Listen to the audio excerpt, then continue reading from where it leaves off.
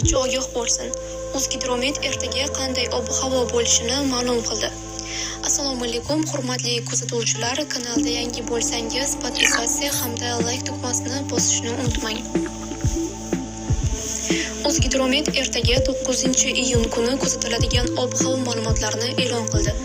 Unga ko'ra, Toshkent shahrida havo o'zgaruvchan bo'ladi, biroz qisqa muddatli yomg'ir yog'ishi momaqaldiroq bo'lishi mumkin. Shamol sharqdan 38 metr/sekund tezlikda esadi. Ba'zi joylarda 12-15 metr/sekundgacha kuchayishi, chang to'zonlar bilan kuzatilishi mumkin. Harorat kechasi 20-22 daraja, kunduzi 33-35 daraja bo'ladi. Qoraqalpog'iston Respublikasi va Xorazm viloyatida havo o'zgaruvchan bo'ladi. Ba'zi joylarda qisqa muddatli yomg'ir yog'ishi, momaqaldiroq bo'lishi mumkin. Harorat kechasi 15-20 daraja, kunduzi 23-28 daraja bo'ladi.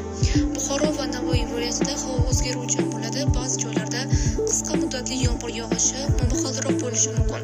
Harorat kechasi 17-22 daraja, kunduzi 30-35 daraja bo'ladi. Toshkent, Sirdaryo, Jizzax va Samarqand viloyatida havo biroz o'zgaruvchan bo'ladi. Ba'zi joylarda qisqa muddatli yomg'ir yog'ishi, ba'zi joylarda momaqaldiroq bo'lishi mumkin. Harorat kechasi 20-25 daraja, kunduzi 30-35 daraja bo'ladi.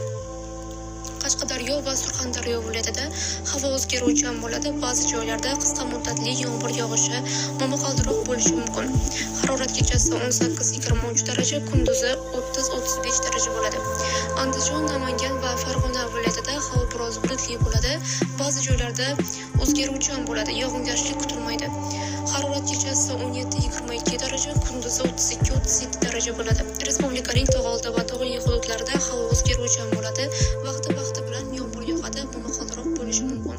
Harorat kechasi 10-15 daraja,